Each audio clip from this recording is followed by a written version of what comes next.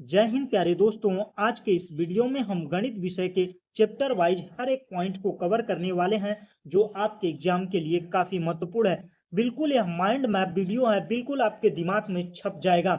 तो पहला चैप्टर है अनुपात एवं समानुपात। तो सबसे पहले ही पूछ लिया जाता है परिभाषा में, अति लघुत्तरी में अनुपात किसे कहते हैं। तो दो समान राशियों की तुलना को अनुपात कहते हैं। इसे X ratio Y, X upon Y, जहां y is equal to zero, Y is not equal to zero के रूप में लिखा जाता है। यक्स रेशियो वाई का मतलब क्या होता है? यक्स बटे वाई। यह दोनों को चाहे इस प्रकार से लिखिए चाहे इस प्रकार से लिखिए, दोनों किसको बताते हैं? अनुपात को बताते हैं। लेकिन एक नियम है, y बराबर not equal to zero, Y जो होगा वह जीरो के बराबर नहीं होगा। अब बात करते हैं अनुपात के गुण की। तो अनुपात के दोनों पदों में एक ही शून्य के अतिरिक्त संख्या से गुणा या भाग करने पर अनुपात नहीं बदलता है। मतलब शून्य को छोड़कर किसी भी संख्या से अगर दोनों पदों में गुणा किया जाएगा, जैसे 2/5 है तो ऊपर भी 2 का गुणा कर दिया जाए, नीचे भी 2 का गुणा कर दिया जाए, तो अनुपात क्या होगा? नहीं बदलेगा। 2 दूना 4, 5 दूना 10, फिर काट देंगे तो 2 दूना 4, 2 पंचे 10। अनुपात वही है, किसी भी संख्या का दोनों पक्षों में गुणा करने पर वही संख्या से क्या होता है? अनुपात नहीं बदलता है। बात समझ में आई? दूसरा है, अनुपात हमेशा समान प्रकार के मानक मात्रक की राशियों में होता है। अगर जो अनुपात होता है केवल एक ही इकाई में होता है, दोनों समान इकाई के होते हैं। जैसे अब पहला ले लिया जाए 1 kg, दूसरा ले लिया जाए 1 किलोमीटर, तो ये बिल्कुल गलत होगा। क्योंकि अगर ऊपर अनुपात में बताना है तो 1 kg ऊपर है तो 2 kg नीचे भी होगा। जो यह मात्रक है यह समान होना चाहिए, इस बात को याद रखिएगा। मात्रक राशियां अनुपात में समान होती हैं। अब बढ़ते हैं अगले पॉइंट की ओर। तो अगला पॉइंट है मिश्रित अनुपात किसे कहते हैं। कई अनुपातों की भिन्नों को आपस में गुणा करने से प्राप्त गुणनफल क्या कहलाता है? मिश्रित अनुपात कहलाता है। मिश्रित अनुपात किसे कहते हैं? जैसे यक्स वाई गुणा यम यम एन गुणा ए अपॉन बी, और सबका मल्टीप्लाई क्या है? X M A Y N A. यह जो अनुपात है क्या है? मिश्रित अनुपात है। मिश्रित अनुपात समझ में आया। अब बात करते हैं समानुपात। तो समानुपात क्या है? तो समानुपात की परिभाषा को आइए देखते हैं। परिभाषा क्या है? जब दो अनुपात आपस में बराबर होते हैं उसे क्या कहा जाता है? समानुपात कहा जाता है। समानुपात का ये जो सिंबल है किसका है? समानुपात का है। समानुपात का मतलब होता है जब दो अनुपात आपस में बराबर होते हैं तो उसे क्या कहा जाता है? समानुपात कहा जाता है। जैसे A upon B is equal to C upon D, या इसको ऐसे लिखा जाए ए रेशियो बी समानुपात सी रेशियो डी। ये क्या है? समानुपात में है। बात समझ में आई? अब समानुपात के प्रकार के बारे में जानते हैं। तो पहला है सरल समानुपात। सरल समानुपात में क्या है? अनुलोम। अनुलोम अनुपात क्या है कि एक राशि को बढ़ने पर दूसरी राशि बढ़े और घटने पर दूसरी राशि घटे तो क्या है? अनुलोम अनुपात है। जैसे यक्स का मान बढ़ाया जाए तो वाई का मान बढ़ जाए तो क्या है? अनुलोम अनुपात है। अब बात करते हैं प्रतिलोम अनुपात की। तो प्रतिलोम अनुपात कहाँ है? एक राशि के बढ़ने पर दूसरी राशि घटे और घटने पर दूसरी राशि बढ़े तो क्या है? प्रतिलोम अनुपात है। जैसे x proportional to 1/y, x का मान बढ़ेगा तो y का मान घटेगा, y का मान बढ़ेगा तो x का मान घटेगा, और x का मान घटेगा तो y का मान बढ़ेगा। यह बात याद रखिएगा। और आइए इससे सवाल भी कुछ होते हैं उसको भी क्लियर कर लेते हैं। जैसे कहे 6 पेन का मूल्य 24 रुपए है। 6 पेन का मूल्य कितना है? 24 रुपए है। तो 7 पेन का मूल्य कितना होगा? तो यहाँ पर 6 पेन का जो मूल्य है 24 रुपए है और यहाँ पर 7 पेन का मूल्य पूछ रहा है। तो यहाँ पर दोनों राशियां, पेन भी बढ़ रही है तो इसका दाम भी बढ़ेगा। तो कैसा है? अनुलोम अनुपात है। कौन सा है? अनुलोम समानुपात है। तो यहाँ पर दोनों क्या है? अगर यह भी बढ़ रहा है तो यह भी मान बढ़ेगा। तो यहाँ पर क्या है? तो इसको करेंगे 6 ratio 7 is equal to 24 ratio X. तो यहाँ पर यक्स का मान निकालना है तो यक्स बराबर 6 चौक 24, 7 चौक 28। तो यक्स का मान कितना आया? 28 आया। मतलब 6 पेन का 24 तो 7 पेन का 28। यह क्या है? अनुलोम अनुपात है। और प्रतिलोम अनुपात की बात करें तो 12 आदमी, जैसे 12 मैन किसी काम को 10 दिन में करते हैं, 12 आदमी किसी काम को कितने दिन में करते हैं? 10 दिन में करते हैं। अगर उसी काम को 6 दिन में करना है, 6 दिन में करना है तो क्या होगा? तो यहाँ पर आदमियों की संख्या क्या होगी? बढ़ेगी और यहाँ पर क्या होगी? घटेगी। इसको याद रखिएगा। तो यहाँ पर क्या होगा? इसको यक्स मान लेते हैं, यक्स दिन में होगा तो X upon 12 is equal to 10 upon 6, 10 अनुपात 6। तो यहाँ पर यक्स का मान निकालना है तो 6 दूना 12, तो यक्स बराबर 20। तो वही काम कितने आदमियों को करना पड़ेगा? 20 आदमियों को करना पड़ेगा। उसी काम को 20 आदमी अगर करेंगे तो कितने दिन में काम कंप्लीट हो जाएगा? 6 दिन में कंप्लीट हो जाएगा। बात समझ में आई? इस प्रकार से अनुपात समानुपात निकाल सकते हैं। अब बात करते हैं मिश्र अनुपात की। जब दो में से अधिक अनुपात हो, जब दो से अधिक अनुपात होते हैं तो वहां पर क्या होता है? मिश्र समानुपात होता है।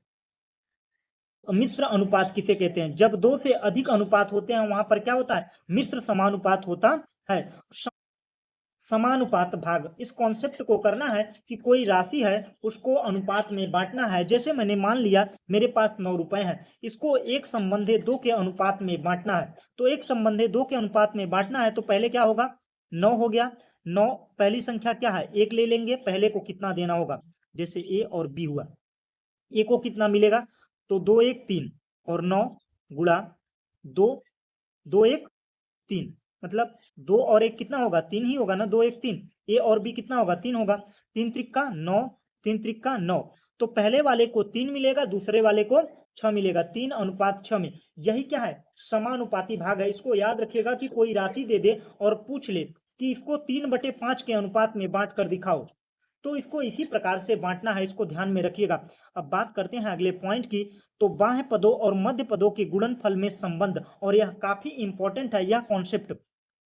समानुपात ए रेशियो बी, समानुपात ए रेशियो बी, समानुपात सी रेशियो डी में ए और बी बाह्य पद हैं, बी और सी मध्य पद कहलाते हैं। बाह्य पद कौन है?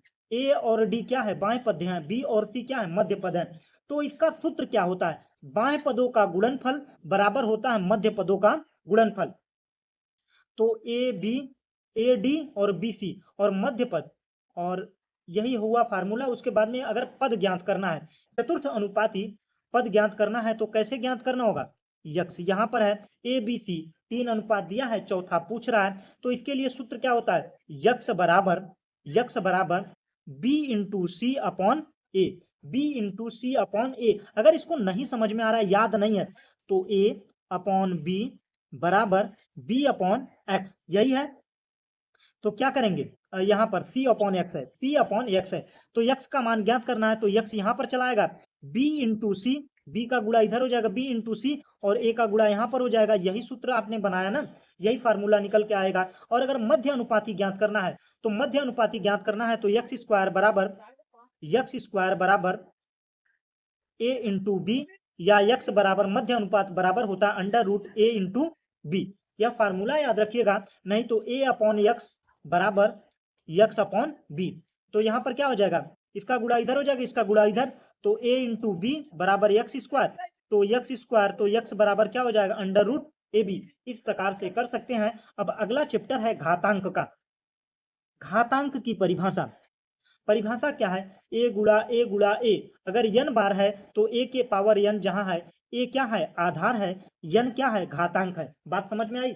यहाँ पर घातांक के नियम क्या है? अगर गुणा का चिन्ह है a के पावर m गुणा a के पावर n, तो इसको अगर सॉल्व करना है, अगर आधार समान है तो m प्लस n कर देंगे। अगर वहीं पर a के पावर n भागे a के पावर n है तो क्या करेंगे?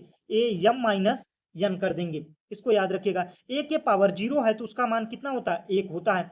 a के पावर माइनस m है तो उसका मान कितना होता है? a अपॉन a के पावर m। इस प्रकार से लिख सकते हैं इस माइनस को हटाने के लिए। अगर पर जो फार्मूला दिख रहा है, हर एक फार्मूले को आप लोग देख के जाइएगा, जो आप लोगों के लिए काफी इंपॉर्टेंट है। और इस वीडियो के डिस्क्रिप्शन में टेलीग्राम का लिंक दे देंगे, टेलीग्राम का लिंक मिल जाएगा। वहां पर राधा क्लासेस के नाम से या राधा क्लासेस सर्च करके उस चैनल को फॉलो कर लीजिए, ज्वाइन कर लीजिए। वहां पर हम यह पीडीएफ अपलोड कर देंगे, जहां पर आप बड़े ही आसानी से इन फार्मूलों को, सूत्रों को देख पाएंगे।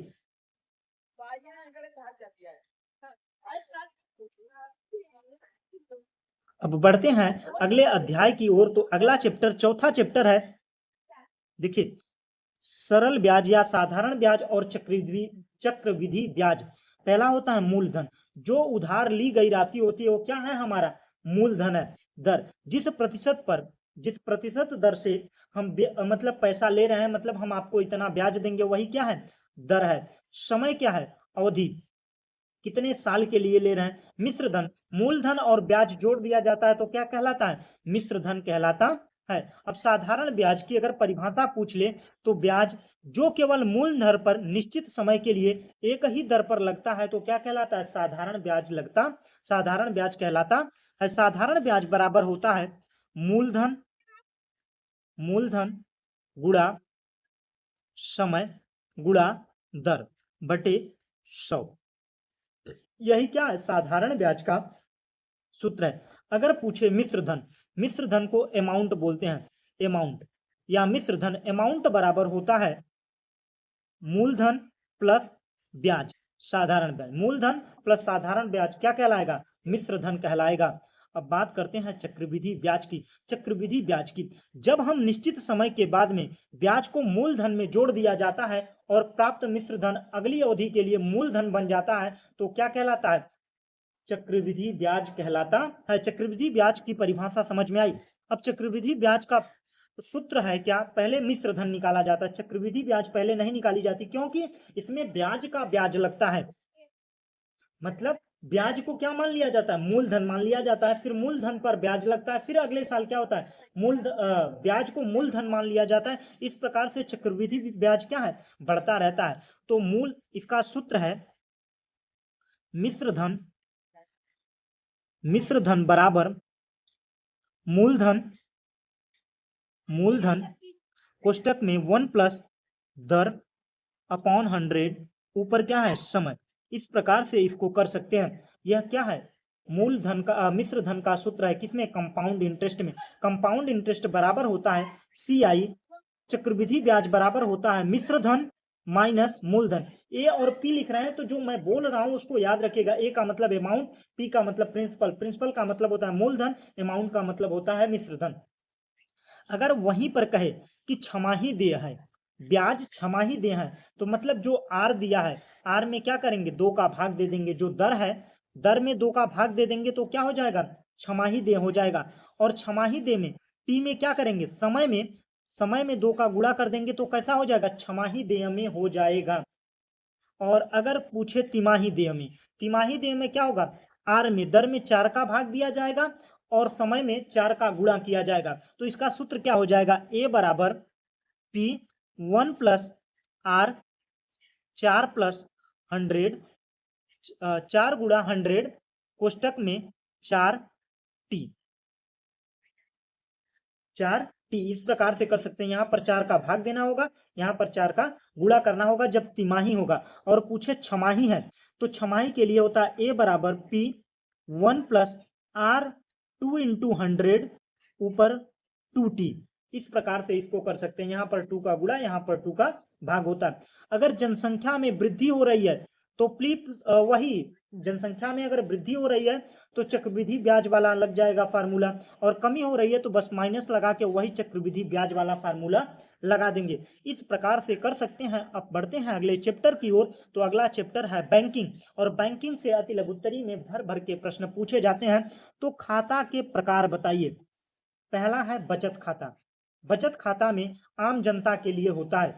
चालू खाता व्यापारियों के लिए होता है, ब्याज नहीं मिलता है। कौन से खाता में ब्याज नहीं मिलता है, चालू खाता में। समयावधि जमा खाता, निश्चित अवधि के लिए एक एवमुक्त जमा, मतलब एक साथ जमा किया जाता है, फिक्स डिपॉजिट जो होता है वह खाता होता है। एक होता है आवर्ती जमा खाता। आवर्ती जमा खाता में क्या होता है कि निश्चित समय अवधि पर हर महीने में एक निश्चित धनराशि जमा करनी होती है। यह 4 प्रकार के खाते होते हैं। चारों समझ में आए। पहला कौन कौन सा है, पहला है बचत खाता, दूसरा है चालू खाता। किस खाते पर ब्याज नहीं मिलता है, चालू खाते पर। बात समझ में आई। और समयावधि खाता, आवर्ती जमा खाता, यह सारी चीजें मैंने क्लियर कर दी है। अब बढ़ते हैं चेक के प्रकार के बारे में। चेक के प्रकार कितने होते हैं। पहला है वाहक चेक। कोई भी व्यक्ति वाहक चेक की राशि ले सकता है, इस पर सिग्नेचर करके प्रोवाइड किया जाता है, और जो भी चेक लेकर जाएगा उस पर लिखी हुई धनराशि प्राप्त कर सकता है, वही क्या है, वाहक चेक है। अब दूसरा आदेशित चेक, भुगतान केवल उसी व्यक्ति को होगा जिसके नाम से चेक है। मतलब आदेशित चेक का मतलब है जिसके नाम से हमने चेक काट कर दे दिया वही चेक से पैसा प्राप्त कर सकता है। और तीसरा है रेखांकित चेक, चेक के बाएं कोने पर तिरछी रेखाएं, भुगतान केवल खाते में होता है। जो रेखांकित चेक होता है इसका उपयोग केवल खाते में ट्रांसफर करने के लिए किया जाता है। जब इसको दिया जाएगा तो वह किसी के खाते में, केवल रेखांकित खाते में क्या होगा, यह जो रेखांकित चेक है इसके द्वारा काउंटर से कैश नहीं मिलता है। काउंटर से जो पैसा है इसको किसी के अकाउंट में ट्रांसफर किया जाता है, वह कौन सा चेक होता है, रेखांकित चेक होता है। और अब बात करते हैं अगले चैप्टर की जो लघु गुणक है। और लघु गुणक में काफी प्रश्न पूछे गए हैं और हर साल लघु गुणक से 1 या 2 प्रश्न जरूर देखने को मिलते हैं। तो परिभाषा क्या है लघु गुणक की, यदि a के पावर x बराबर n हो तो इसे log में log a के पावर n बराबर x लिखा जाता है। और a क्या होता है, आधार होता है। तो log a के power a m into n बराबर होता है log am log an plus लगाकर, और यहीं पर भाग में दिया होगा तो माइनस। जैसे घात में जो चीजें होती हैं वही सारी चीजें हैं, क्योंकि जो लघुगणक है यह घात का ही क्या है, घात का विपरीत सिक्का है। जैसे एक सिक्के के 2 पहलू होते हैं ना, घात दिख रहा है तो लघुगणक निकाल सकते हैं, लघुगणक दिख रहा है तो घात निकाल सकते हैं। दोनों चीजें क्लियर हुई। तो log a के पावर log a m के पावर n बराबर होता है, n आगे आ जाएगा और log a के पावर am हो जाएगा, log am हो जाएगा। log a के पावर log a 1 है तो कितना मान होगा, 0 होगा। log a है तो कितना मान होगा, 1 होगा। इस प्रकार से इसको कर सकते हैं। यह सूत्र काफी इंपॉर्टेंट है, इसका पीडीएफ आपको टेलीग्राम पर मिल जाएगा, राधा क्लासेस करके सर्च कर सकते हैं, नहीं तो डिस्क्रिप्शन में टेलीग्राम का लिंक मिल जाएगा, वहां से आप ज्वाइन कर सकते हैं, जहां पर हर एक सब्जेक्ट के मॉडल पेपर भी हम प्रोवाइड कर देंगे। और यह सारी चीजें जो मैं आपको दे रहा हूं माइंड मैप वीडियो, इसका भी पीडीएफ वहां पर मिल जाएगा। शेयर और लाभांश, शेयर कंपनी की कुल पूंजी का छोटा सा हिस्सा क्या कहलाता है, शेयर कहलाता है। वास्तविक मूल्य, शेयर का अंकित मूल्य क्या है, वास्तविक मूल्य है। बाजारी मूल्य, वह मूल्य जिस पर शेयर खरीदा और बेचा जाता है वही क्या है, बाजारी मूल्य होता है। अब बढ़ते हैं अगले पॉइंट की ओर। लाभांश क्या है, कंपनी द्वारा शेयरधारी को उसके वास्तविक मूल्य पर दिया जाने वाला लाभ क्या है, लाभांश होता है। प्रीमियम, जब बाजारी मूल्य वास्तविक मूल्य से बड़ा होता है तो प्रीमियम होता है। डिस्काउंट अवमूल्य, जब बाजारी मूल्य से ज्यादा वास्तविक मूल्य होता है तो क्या कहा जाता है, डिस्काउंट या अमूल्यन। तो स्वमूल्य क्या है, बाजारी मूल्य और वास्तविक मूल्य जब बराबर होता है तो उसे क्या कहा जाता है, सम मूल्य कहा जाता है। यह पॉइंट याद रखिएगा और इससे एक प्रश्न पूछा जाएगा, हमेशा लाभांश किस पर निकाला जाता है, एक ही सवाल दिमाग में रखिएगा, हमेशा लाभांश वास्तविक मूल्य पर निकाला जाता है। अब बढ़ते हैं अगले चैप्टर की ओर। तो अगला चैप्टर है सेट का, और जो काफी इंपॉर्टेंट है। वस्तुओं के सुपरिभाषित संग्रह को क्या कहा जाता है, सेट कहा जाता है या समुच्चय कहा जाता है। और इसको निरूपित करने के 2 तरीके हैं, पहला है रोस्टर विधि और दूसरा है गुण विधि। रोस्टर विधि में क्या होता है, उन संख्याओं को मझले कोष्ठक में सूचीबद्ध रूप से रखा जाता है। और गुण विधि क्या है, अवयवों के साझा गुण बताना, मतलब रोस्टर विधि की ही तरह होता है, लेकिन इसमें क्या होता है, उसके गुणों को बताया जाता है। 2 प्रकार के होते हैं सेट, कितने प्रकार के, रोस्टर विधि से ज्ञात किया जाता है और गुण विधि से। यह 2 रूपों में सेट लिखा जाता है। गुण विधि क्या है, जब उसके गुणों को बताकर सेट को क्लियर किया जाए। और रोस्टर विधि क्या है, इसमें सभी तत्वों को एक साथ रखा जाए एक सूचीबद्ध तरीके से, वही क्या है, रोस्टर विधि है। दोनों चीजें क्लियर हुई। अब बढ़ते हैं सेट के प्रकार के बारे में। पहला है रिक्त समुच्चय। रिक्त समुच्चय को इससे भी डिनोट करते हैं, रिक्त समुच्चय को फाई से। इसके अलावा यहाँ पर जो मतलब मझला कोष्ठक है उसको खाली भी रखा जाएगा, कोई अवयव नहीं है तो कैसा है, रिक्त समुच्चय। एकल समुच्चय में अगर हम कह दें ऐसे लिखकर फाई लिख दे, अब बताइए कौन सा समुच्चय है, तो ये कौन सा समुच्चय है, एकल समुच्चय है। क्योंकि यहाँ पर फाई देखकर यह मत समझिएगा कि रिक्त समुच्चय, इसके अंदर एक अवयव है तो यहाँ पर क्या है, एकल समुच्चय है, इसको याद रखिएगा। अब बढ़ते हैं अगले पॉइंट की ओर। तो अगला पॉइंट है परिमित और अपरिमित समुच्चय।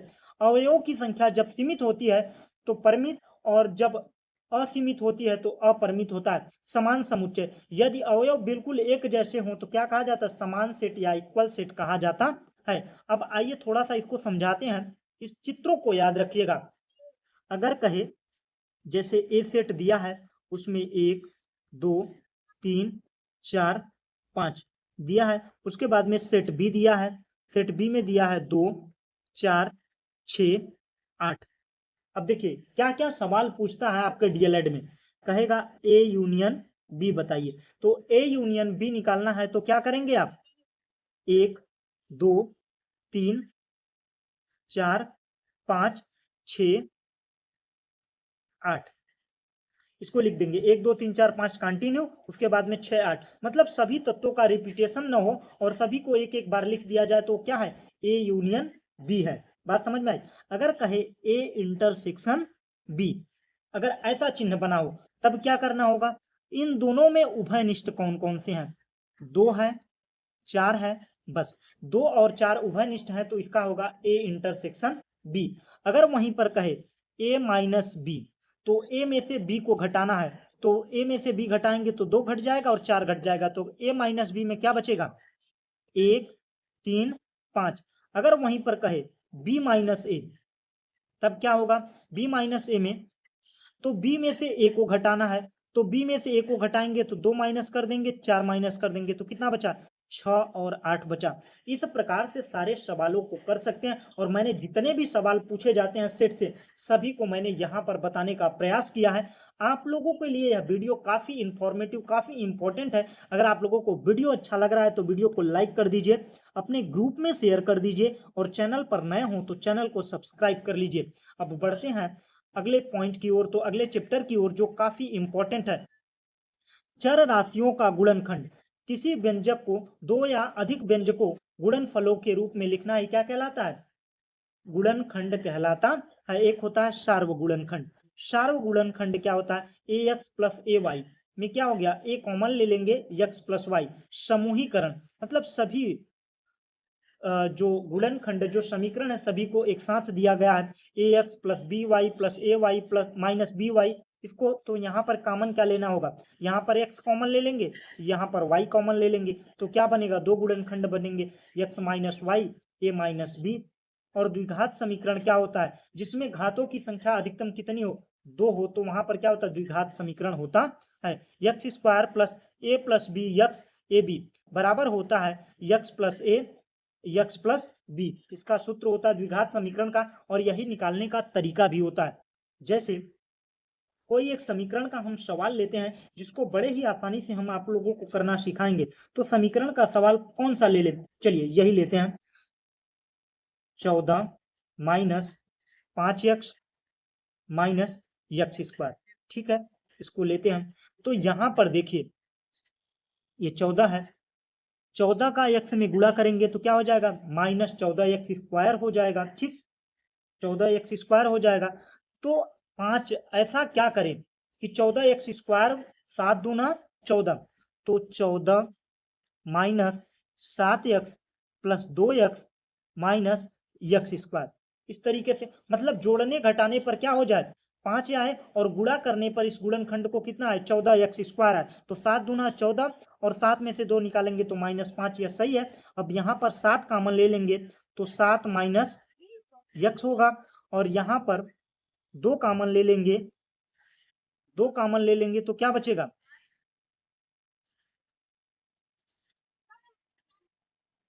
दो माइनस एक्स। यहाँ पर 7 कॉमन लेंगे तो 7 दूना 14, 2 माइनस एक्स। यहाँ पर 2 कॉमन ले लेंगे तो क्या बचेगा? यहाँ पर एक्स कॉमन लेंगे, क्या लेंगे? दोनों में क्या है? एक्स कॉमन लेंगे तो क्या बचेगा? 2 माइनस एक्स। तो इसका गुणनखंड क्या होगा? 7 प्लस एक्स, 7 प्लस एक्स और दूसरे में क्या होगा? 2 माइनस एक्स। यही क्या होगा? गुणनखंड होगा। इस प्रकार से इस सवालों को कर सकते हैं और यह सवाल 2018 में आया। अब फार्मूले को याद करते हैं। इन्हें क्या कहा जाता है? सर्वसमीका कहा जाता है। ए प्लस बी का होल स्क्वायर बराबर होता है A square plus 2ab plus B square. A minus B का होल स्क्वायर बराबर होता है A square minus 2ab plus B square. A square plus B square, इससे काफी सवाल पूछे जाते हैं। A plus B, A minus B, और दूसरा है X plus A, X plus B. वही जो मैंने सूत्र ऊपर बताया वही चीजें हैं। अब तीसरा है ए प्लस बी का whole cube, A cube plus B cube plus 3ab कोष्टक में ए प्लस बी, यह फार्मूला होगा। या इसको कहें A cube plus 3ab plus 3a square B plus 3ab square plus B cube, इस प्रकार से लिख सकते हैं। यही क्या हुआ है, यहाँ पर 3ab कॉमन ले लिए हैं तो a प्लस बी बचा है, वही सारी चीजें हैं। और यही माइनस होगा, यहाँ पर एक चीज देखिएगा, यहाँ पर सब चीजें प्लस में हैं और यहाँ पर a माइनस बी क्यूब में जहां b क्यूब है मतलब विषम है वहां पर क्या होगा, b अगर जहां पर विषम है तो वहां पर माइनस होगा।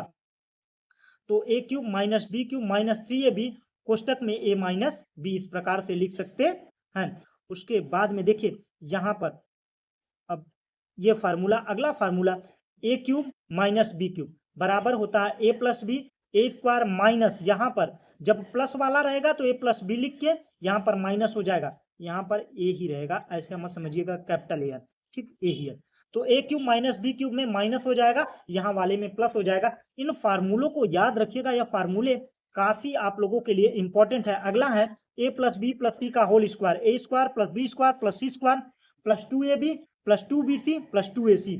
और 10वां फार्मूला है A cube plus B cube plus C cube minus 3ab बराबर होता है A plus B plus C कोष्टक में A square plus B square minus A B minus B C minus C A. यह चीजें रहती हैं। A plus B plus C बराबर 0 होगा, तो अगर A plus B plus C बराबर अगर 0 है, अगर दिया है कि A plus B plus C बराबर 0, तो A cube plus B cube plus C cube बराबर होता है 3abc। इसको याद रखिएगा। यह सारी चीजें मैंने क्लियर कर दी हैं, इसको भाई आपको याद करना पड़ेगा। इसके लिए अब ना समय है समझाने के लिए, ना ही कोई तरीका है कि तुरंत जुगाड़ कर दें हो जाए। तो आइए अब हम अगले चैप्टर की ओर बढ़ते हैं, बीजी व्यंजकों का भाग। यह भाग काफी इंपॉर्टेंट है और यह 1 या 2 सवाल यहाँ से जरूर देखने को मिलते हैं। तो आइए भाग कैसे दिया जाता है इसको समझते हैं। जैसे एक भाग, भाज्य कौन है, भाज्य कौन है सबसे पहले यह हमें बताइएगा आप लोग। X square plus 7x plus 14 को अगर हम x प्लस 3 से भाग दें तो यहाँ पर ये क्या है, ये क्या है, भाजक है, और ये क्या है, भाज्य है।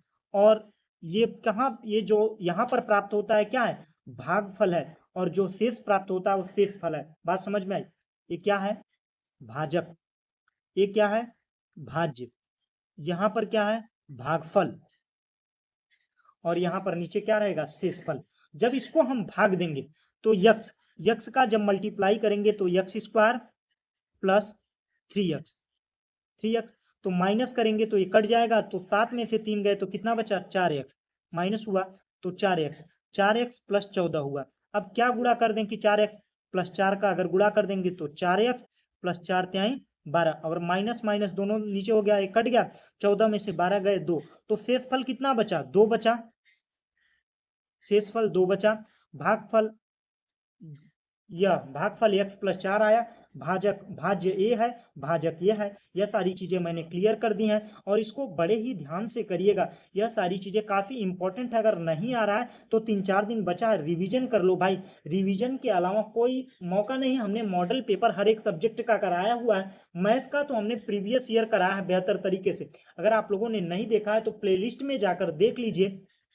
और हाँ, आप लोग अगर यहाँ तक वीडियो देखे हैं तो वीडियो कैसा लग रहा है आप लोग कमेंट में जरूर बताइए। आप लोगों का कमेंट हमारे लिए मोटिवेशन का काम करता है। तो चलिए अगले चैप्टर की ओर बढ़ते हैं, समांतर माध्य। समांतर माध्य, माध्यिका, बहुलक। समांतर माध्य, जब आंकड़ा दिया होगा, जब आंकड़ा दिया होगा तो यम पदों का योग बटे पदों की संख्या, यह फार्मूला होगा, पदों का योग बटे पदों की संख्या। जब बारंबारता में आंकड़ा दिया होगा तो sigma F x upon sigma F, जहां एफ क्या है, बारंबारता है। इसके बारे में हमने मॉडल पेपर में बेहतर तरीके से कराया है, इसको याद रखिएगा। और यह सारी चीजें आप मॉडल पेपर में जाकर देखिए, क्योंकि मैं यहाँ पर केवल सूत्रों को बता रहा हूँ। जब वहां पर देखे रहेंगे और यह सूत्र वाला पीडीएफ हम आप लोगों को प्रोवाइड करेंगे तो आप एग्जाम में जाने से पहले आप या वीडियो को 2x पर देख लीजिए या इस पीडीएफ को देख लीजिएगा फटाफट, और एग्जाम हॉल में चले जाइएगा, आप अपने पेपर में बेहतर करिएगा, हम यही उम्मीद करेंगे आप लोगों से। और अब माध्यिका का सूत्र क्या है, माध्यिका के आंकड़ों को पहले आरोही या अवरोही क्रम में रखा जाएगा। उसके बाद में अगर पद यन विषम है, अगर पदों की संख्या विषम है तो n+1/2वां पद होगा। n में एक पद जोड़कर, जैसे 9 पद हैं तो 9 में एक जोड़कर 10/2 कर देंगे तो पांचवा पद क्या होगा? जो पांचवा पद होगा वह माध्यिका होगा। अगर सम दिया है तब, तो सम दिया होगा तो क्या करना होगा? n/2वां पद सम दिया है, जैसे 10 दिया है तो 10/2 प्लस 10/2 प्लस 1/2। इस प्रकार से क्या निकालेंगे? माध्यिका। तो पांचवा पद आएगा, पांचवा पद प्लस छठवां पद बटे 2, और इन दोनों पदों को लिखकर 2 से भाग दे देंगे तो हमें क्या हो जाएगा? माध्यिका प्राप्त हो जाएगी। यह सारी चीजें मैंने प्रीवियस ईयर में हर एक पॉइंट को कवर किया है। आप लोग यहाँ से वीडियो देख लीजिए, उसके बाद में फार्मूला एक बार दिमाग में बैठ जाए, उसके बाद में वहां से आप सवालों को करिए। बहुलक, वह पद जो सबसे अधिक बार, जिनकी बारंबारता सर्वाधिक है, वही क्या कहलाता है? बहुलक कहलाता है। अब बढ़ते हैं अगले चैप्टर की ओर। तो अगला चैप्टर है आयतन तथा धारिता। आयतन का वस्तु द्वारा घेरा गया स्थान ही क्या कहलाता है? आयतन कहलाता है। आयतन बराबर होता है लंबाई, चौड़ाई, ऊंचाई। अगर धारिता पूछे तो किसी बर्तन में आ सकने वाले पदार्थ की मात्रा को क्या कहते हैं? धारिता कहते हैं। 1 लीटर, इसको याद रखिएगा, 1 लीटर बराबर होता है 1000 घन सेंटीमीटर क्यूब। घन सेंटीमीटर होता है 1 लीटर बराबर 1000 घन सेंटीमीटर होता है। अब आइए घन, घनाभ, बेलन, शंकु जो आपके चैप्टर में दिया हुआ है, इन सभी को हम पढ़ने वाले हैं। घन का सूत्र, घन का आयतन बराबर होता है भुजा का क्यूब, भुजा का क्यूब। संपूर्ण पृष्ठ बराबर होता है 6 भुजा स्क्वायर, और विकर्ण बराबर होता है d बराबर होता है a√3, a√3। अब बात करते हैं घनाभ की, जिसमें लंबाई, चौड़ाई, ऊंचाई बराबर होती है, वो क्या होता है? घन होता है। घनाभ, जिसमें लंबाई ज्यादा होती है, चौड़ाई अलग होती है, ऊंचाई अलग होती है, तो उसे क्या कहा जाता है? घनाभ। घनाभ का आयतन निकालने के लिए लंबाई, चौड़ाई, ऊंचाई और संपूर्ण पृष्ठ पूछेगा तो 2 लंबाई गुणित चौड़ाई प्लस चौड़ाई गुणित ऊंचाई प्लस ऊंचाई गुणित लंबाई, इस फार्मूले को रखिएगा जब संपूर्ण पृष्ठ पूछेगा। विकर्ण पूछेगा तो विकर्ण बराबर होता है √L² plus B² plus S²। और कमरे के दीवारों का क्षेत्रफल पूछेगा तो 2 लंबाई प्लस चौड़ाई गुणित ऊंचाई, यह कमरों के दीवारों का क्षेत्रफल हो जाएगा। अब बेलन की, बेलन का आयतन बराबर होता है πr²। पाई का मान होता है 22/7। आर क्या है? त्रिज्या है। एच क्या है? ऊंचाई है। वक्र पृष्ठ पूछेगा तो 2πrh, 2πrh वहीं पर दे दे कि उसके तल का, सतह का क्षेत्रफल, किसी भी वृत्त के सतह का क्षेत्रफल कितना होता है? 2πr होता है। सतह का परिधि कितना होता है? 2πr होता है। किसी भी सतह का परिधि कितना होता है? 2πr होता है। और वृत्त का क्षेत्रफल क्या होता है? πr² होता है। इस दोनों को याद रखिएगा। आयतन में क्षेत्रफल लिया जाता है और वक्र पृष्ठ में क्या लिया जाता है? परिधि, परिधि लिया जाता है 2πr। तो संपूर्ण पृष्ठ बराबर होता है 2πrh प्लस r होता है। अब बात करते हैं शंकु की, जो काफी इंपॉर्टेंट है। तिर्यक रेखा L² बराबर, शंकु होता है ऐसे, यहां पर हो गया यल जो होता है यह बीच वाला होता है, यल जो होता है यह इधर किनारे वाला होता है, एच बीच वाला होता है, आर त्रिज्या होता है। बात समझ में आई? आयतन बराबर 1/3, 1/3, 1/3 बेलन का, 1/3 बेलन का जो आयतन है वही क्या है? शंकु का आयतन है। वक्र पृष्ठ πrl होता है, πrl होता है, और संपूर्ण पृष्ठ πr plus l plus r होता है। अब बात करते हैं गोले की। यह सारे फार्मूले आप लोग रट के जाइए या जैसे भी करके आप लोग लिख के जाइए, बस इसका फार्मूले पर रखना आना चाहिए भाई। अब अगर रखने भी नहीं आ रहा है तो इसमें आपकी परेशानी है। मैंने आपको कंटेंट बहुत संक्षिप्त करके प्रोवाइड किया है, जिससे आप बड़े ही आसानी से रिवीजन कर पाए। अब आधे घंटे में, लगभग अप्रॉक्स 1 घंटे से भी कम समय में हम सारी चीजों को कवर कर रहे हैं। गोले का क्षेत्रफल, गोले का क्षेत्रफल क्या होता है? 4/3 πr³, 4π²। π² किसका होता है? गोले का। गोले का क्षेत्रफल कितना होता है? किसी भी वृत्त का क्षेत्रफल कितना होता है? πr² होता है। और 4 का गुणा कर देंगे तो वही क्या हो जाएगा? गोले का क्षेत्रफल, गोले का पृष्ठीय क्षेत्रफल। और आयतन पूछेगा तो 4/3 πr³ होता है। और 1/3 लंबवृत्तीय बेलन के आयतन को 1/3 कर दिया जाए तो किसका हो जाएगा आयतन? शंकु का आयतन हो जाएगा। अब वृत्त खंड और वृत्त खंड, त्रिज्यखंड, इन सभी के बारे में जानते हैं। व्यास बराबर होता है 2 गुणा त्रिज्या, और त्रिज्या बराबर व्यास बराबर होता है 2 गुणा त्रिज्या। बात समझ में आई। और इसका क्षेत्रफल कितना होता है? वृत्त का क्षेत्रफल होता है पाई आर स्क्वायर और परिधि होता है 2 पाई आर। वृत्त खंड किसे कहते हैं? एक जीवा द्वारा वृत्त काटा गया भाग, जैसे यह वृत्त है, इसको काट दिया जाए तो ये सभी क्या है? दोनों वृत्त खंड हैं। अब त्रिज्य खंड की बात करें तो 2 त्रिज्या और चाप के द्वारा घिरा क्षेत्रफल, जैसे वृत्त हुआ और ये जो हुआ ये क्या है? यह जो क्षेत्रफल है ये क्या है? त्रिज्य खंड है। क्या है? त्रिज्य खंड है। त्रिज्य खंड की लंबाई पूछ ले, चाप की लंबाई, इस चाप की लंबाई पूछे तो कैसे निकालेंगे?